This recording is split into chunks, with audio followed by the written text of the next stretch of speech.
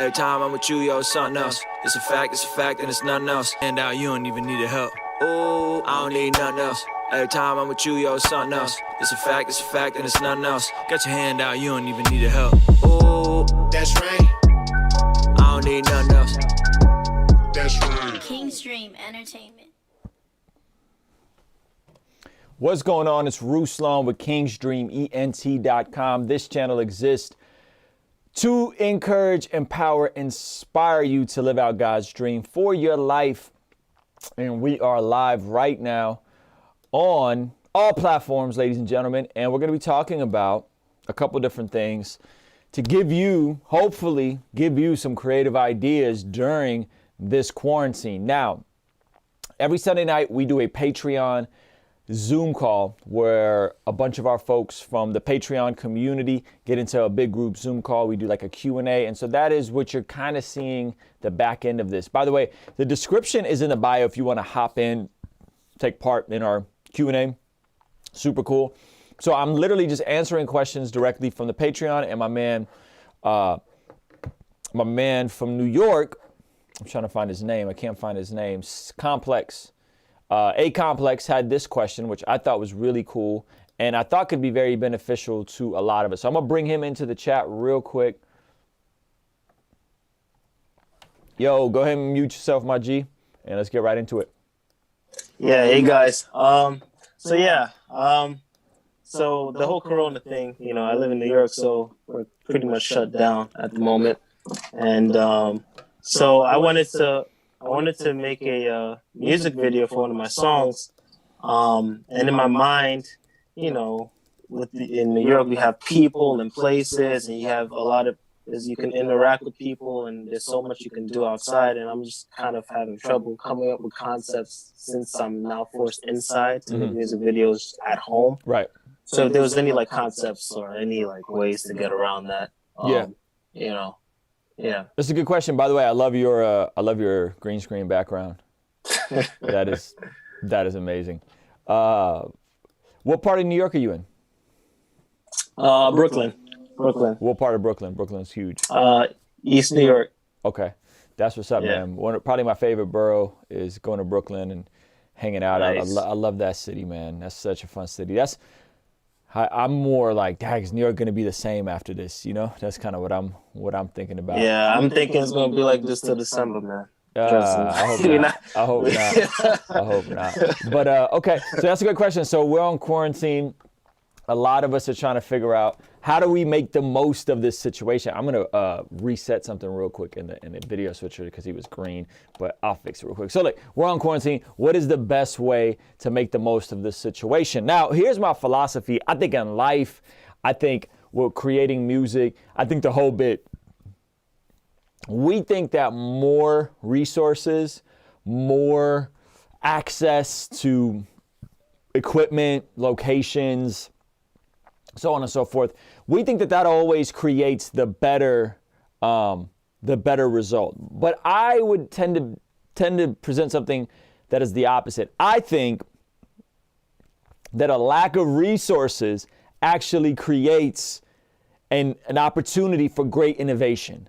That when we don't have resources, that when we don't have the equipment we want, the locations we want, the beats that we want, it actually forces us to be more creative. I've been in situations where I didn't have a ton of access to producers and beats, and my music came out better than when I had more access to more producers and more beats. That sometimes you can get analysis of paralysis. Sometimes there could be too many options. There could be too many ways to do stuff. So what I'm working on is, because I don't have the ability to drive to downtown San Diego, pick out a bunch of fire locations, is I am forcing myself visually to re-examine the environments that I'm used to, that I think are commonplace, but to the average person may be interesting. You know what I'm saying? It may be more interesting than what I think is interesting. So what do I mean by that? I mean specifically my environment here, right? Like I'm trying to make the most of this environment in this studio. So if you noticed, I did some different lighting. There's a light behind me. There's backlight, there's different lights that I've invested in. Why? So that I could take advantage of, I got a light pointing to the ceiling so that it lights up the remainder of the room, right? So I'm utilizing my lack of resources, my lack of ability to go out and do whatever I want. I'm intentionally having to pay more attention to details like lighting. I'm having to pay more attention to details like having a gimbal that I can use. I'm having to pay more attention to, okay, what do I have access to? Well, I could step in front of my house. I could step out here and I got, I don't know, 300-400 square feet that I can work with within I'm technically in front of my house, in front of my spot area, right? So I start to then reimagine the places I walk by every single day, the places I jog by every single day. I'm forced to reimagine what I can do with them to create something cool. And I think you're in a position, even though we're in the middle of a quarantine, you could still go outside your house, right? Complex? Yeah, you can. You're not, yeah, you can. So you can go outside your house, right? Obviously, you can shoot in your house. Do you live in a brownstone or do you live in a like a big building, like where big building, like apartment complex. Okay, so you can shoot inside the hallways. I'm assuming there's hallways. Is there an elevator? Yeah. Right? Yeah. Okay, so now we just gave you options and locations, right? In front of your building, inside your place, inside a hallway, on an elevator, wherever you can be that's relatively close, that if you get shut down, the whole video isn't shot, right? So maybe right in front of your building, maybe around the corner, right? Walking distance, right? So one, now you have locations. Yeah. Two, can you do something more for lighting? Can you use backlight in an interesting way? Can you use different angles with those locations that maybe people normally wouldn't use, right? So now you have to rethink and say, okay, I can't do nothing fancy because I don't have access to cool locations. Now I have to really get down to the basics of creating an interesting shot, like composition. This is what I mean. In production, a lot of you guys go out and you buy the expensive VSTs and you buy the expensive plugins and you spend all this bread and then you can't finish any beats. But I meet producers all the time that have to use the stock plugins because they don't have any money and they actually end up being more productive and more successful. Why is that? Well, because when you're at the rawest basic form, you have to understand what a compressor does. You got to understand what an EQ does. You got to understand, right? So sometimes you don't have the access to the location. So now you got to get back to the nitty gritty of learning how to finesse the f-stop, learning how to finesse the backlight, learning how to light well, using natural light, using a cheap, you know what I'm saying, overlight, right? So I think you may be looking at it in a way where you're thinking scarcity, and I would encourage abundance, right? You break out of the scarcity mode and think abundance. You have a lack of resources. This should push you to be more innovative. This should push you to use your space better, right?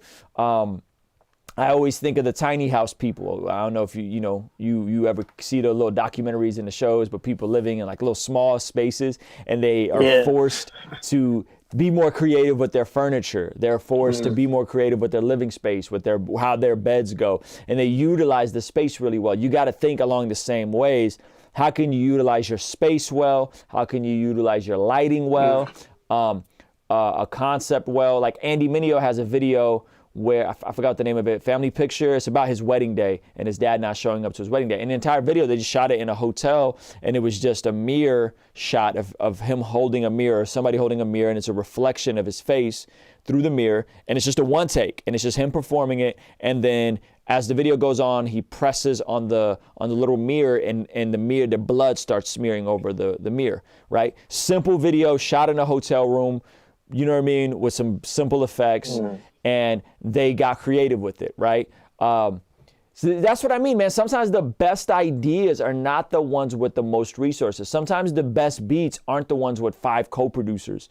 Sometimes the best songs aren't the ones with 25 writers, right? Sometimes it's from a lack of resources. Sometimes their scarcity will push us in abundance and push us to think different about our, and I'm in the same boat, just so you guys know, I'm in the same exact boat.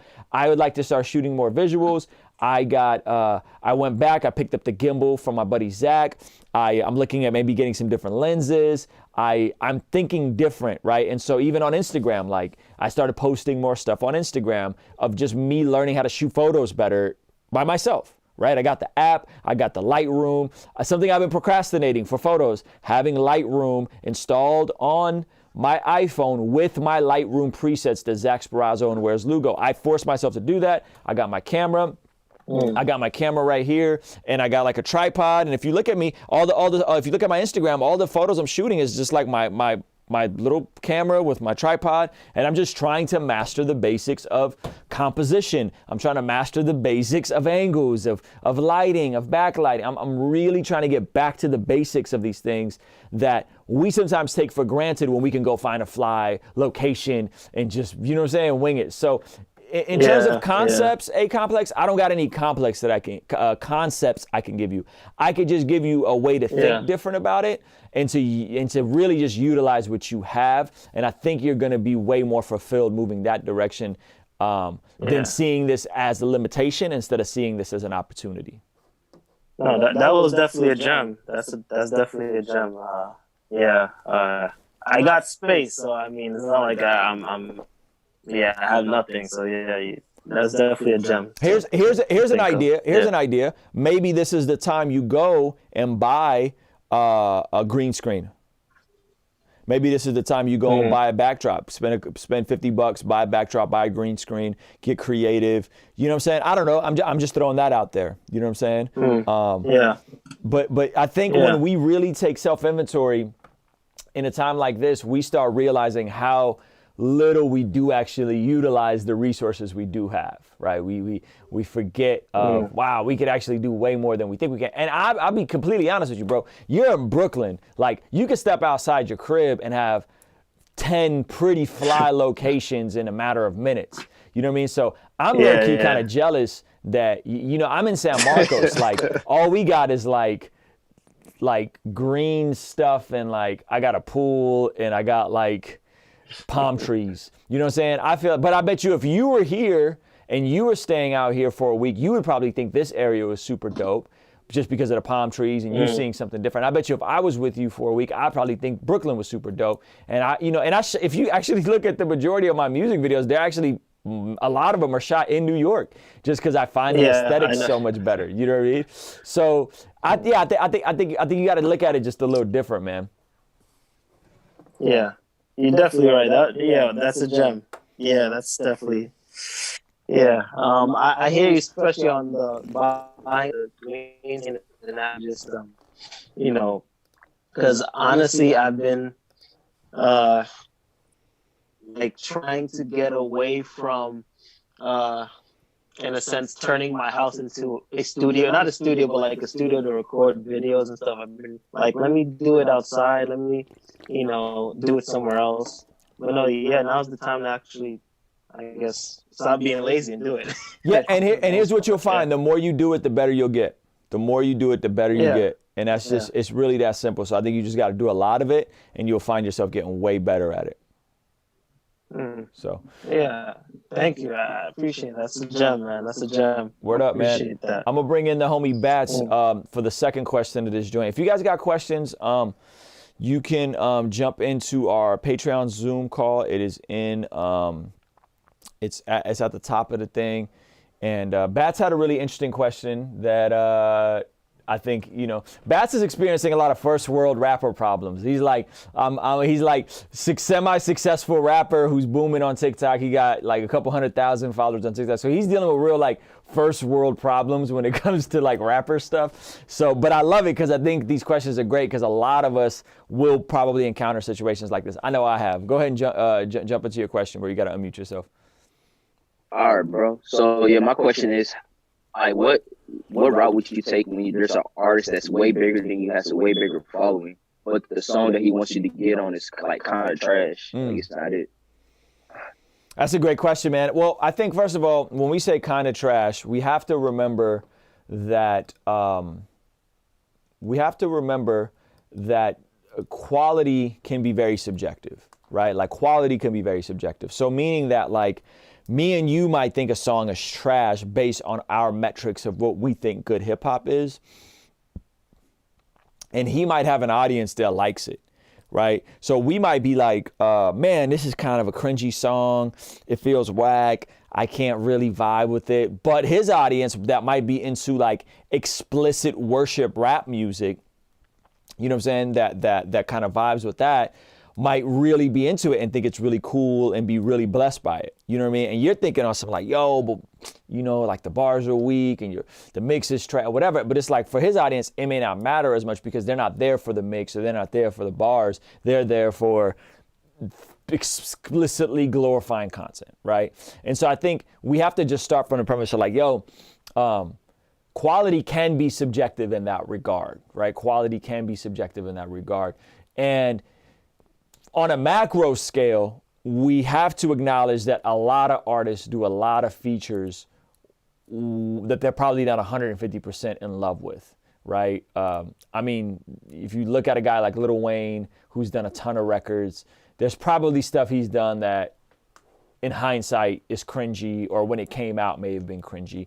But nevertheless, the collaborations is what helped him build his audience. You know, it helped him build and go beyond his niche. And so that's the beautiful part about collaborations is you're cross-pollinating audiences. So a lot of people can be very like pious and very purist and very, you know, just like into themselves with stuff like that. But the reality is that, man, most careers are built on favors. Most careers are built on cross-pollinating audiences. And it's very, very common, even though from an artistic standpoint, it can be very uncomfortable. So I think it goes back to just, what is your objective? Does this person have access to an audience that you would like? You know what I'm saying? Does he have access to an audience that you would like to have, that you would like to cross-pollinate with? Does he have access to, you know, I don't know, relationships, the degree of influence that you would like to have access to? And if they do, then you really have to look at it like a business opportunity. You really got to look at it on some like, yo, you know, one, is it objectively awful? Like, because I don't know if anybody that's booming usually is not going to make objectively awful music, right? Like, I mean, it's offbeat, it's out of tune, right? like, no, they're going to probably making stuff that you and I may not like because of our preference in hip hop or whatever, but they're probably going to be making relatively good music. So this is especially true in the worship and the rap collaboration phase. Like, I'm not a fan of like most contemporary worship music. You know, I'm more of a Fred Hammond, Kurt Franklin type of guy. So I've done records with contemporary artists that I find cringy, you know, because I just do. It's not my cup of tea, but I know that those records bless people, and I know that people discover me through those records. And this is like by and large, like across the board, you know what I'm saying? And so that doesn't mean that person makes trash music. It just means that it may not make music up to my preference. So I think you got to count the cost. Like, what are the pros? What are the cons? If it's a primary collaboration, meaning you're listed as a primary artist, on Spotify, I would definitely stay away from that being on your release radar. If you're a featured artist, I would be careful on the Apple Music side of things, because it will come up on your Apple Music. And I would also keep it honest. Like, if you think something is not done up to excellence, I would also keep it honest. I've asked multiple guys, like people that have paid me for features, that I could be very transactional with and be like, bro, this is cool. It's done. Done is better than perfect. And I could be very transactional, but because I'm attached to it, even as a featured artist, I'll be like, hey man, like, can you rewrite this? Hey, can you re-record this? Hey, or I'll ask, like, hey man, like, how committed are you to making sure I'm 150% comfortable with this record?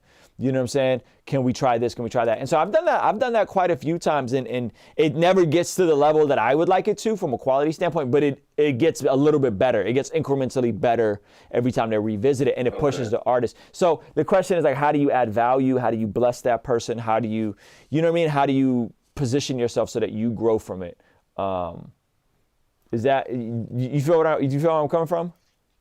Yeah, I get what you're saying. So I basically like look at it like not from like what my viewpoint is. It's like, what are you trying to gain? My end goal is for me to be able to live off my music. So that's an audience that I don't have and I could reach and like profit off of. That's what I should do.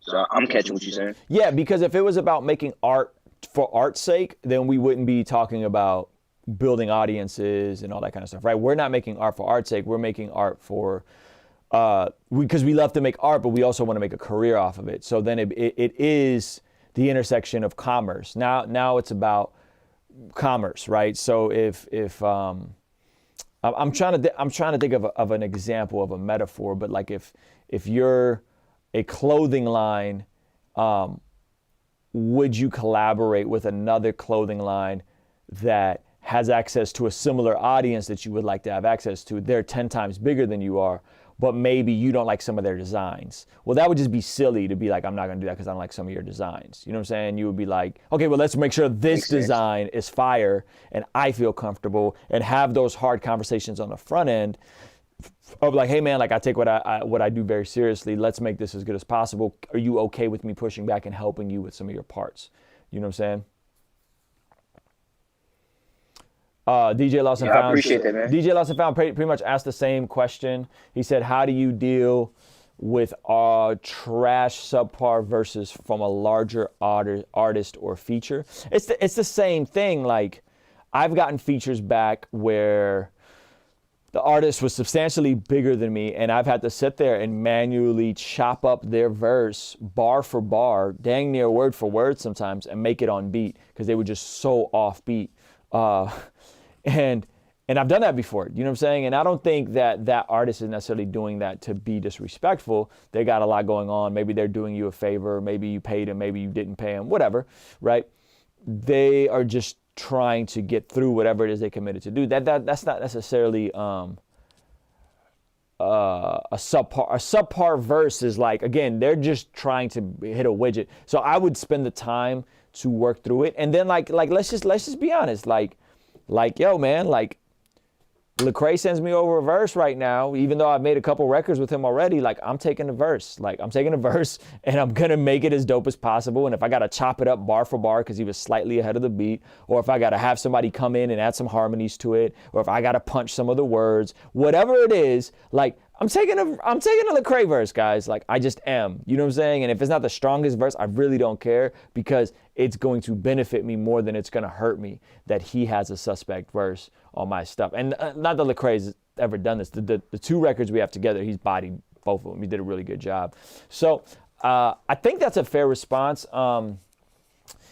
Russell said he's had super trash features from larger artists paid that I just flushed down a toilet. It sucks to do, but if it doesn't fit them, it doesn't. Yeah, and this is what I'm saying. Like, I think in the way you go about features, that's a deeper question, is in when you guys are reaching out for features, don't send them one song that you are romantic about and that you love and you hear them on. Send them 2 or 3 songs of options so that hopefully they're inspired enough to give you the best possible product on their end. Because rappers are very differently motivated. Like, I'm not out here doing a ton of like paid features for the sake of doing paid features. The majority of the records I'm hopping on, it's because I love the record and I really enjoy the record. So it's almost like if I can get on your best record and we can make it a joint release, a primary release, I can get it synced for you and we split the revenue that way. Maybe I get a little bit up front. You get to keep the Spotify money. Like, whatever the arrangement is, I'm hopping on stuff that I love to do right now. That's what I'm doing. That doesn't mean that other people aren't out here doing features and hustling features to pay their bills.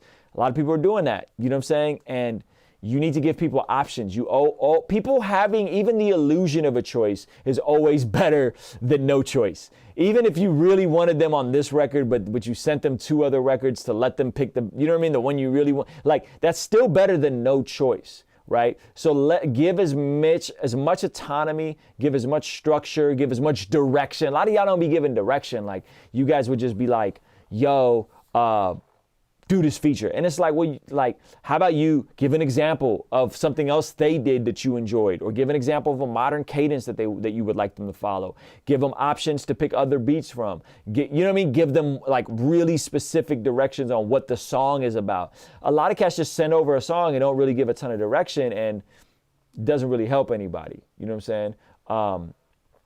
Russell said, for me, I love building relationships and get on the same wavelength as the other artists and make a song that really fits them. And again, with options with creating. Yeah, and that's cool. That's cool, Russell, but not everybody is going to have the time to build a relationship with you. Unfortunately, like not everybody's gonna have a Patreon community like I do, where I end up becoming friends with a lot of the guys here, and we end up hanging out and meeting in person. Like not everybody has the capacity to do that. Some people are really trying to be on their artist bag, and so you gotta mitigate as much as you can. But this is what I do know. I do know if you send somebody a fire record, they're gonna be excited about the record. If you send somebody a really, really, really good record, they're gonna be super pumped about the record. And nothing beats having a great record. A lot of times the records aren't good. You know what I'm saying? The records that are coming in aren't good. They're kind of mediocre records that are coming in, and then we're wondering, well, why isn't this, why did the record not come back? Well, you didn't really send a fire record. But if you send somebody your very best song, the song that you're saving for your single once your numbers are more popping, send somebody that, and I guarantee you're gonna have a better result, right? It just is what it is. You know what I mean? So anyway, hope that answers your guys' questions. We're going to take this thing offline and keep chopping it up for a little bit here on the Zoom call. If you guys want to join us, feel free to do that. I don't want to go too long on the YouTube. And the link is in the description for this. Victoria, sorry I can't get to your questions. I got to wrap it up so I don't get slayed in the algorithm. But I think I actually answered that question last week. Should Christian artists collaborate with secular artists? I think that's what you're going for. So go back and watch that video, but I think I answered it. Give this video a thumbs up real quick if you're watching this. I would appreciate that. It helps us in the algorithm. Thank you guys for hanging out. We do this every single Sunday night, sometimes more than just Sunday night. And Fan Love Friday we do every Friday while we review music. So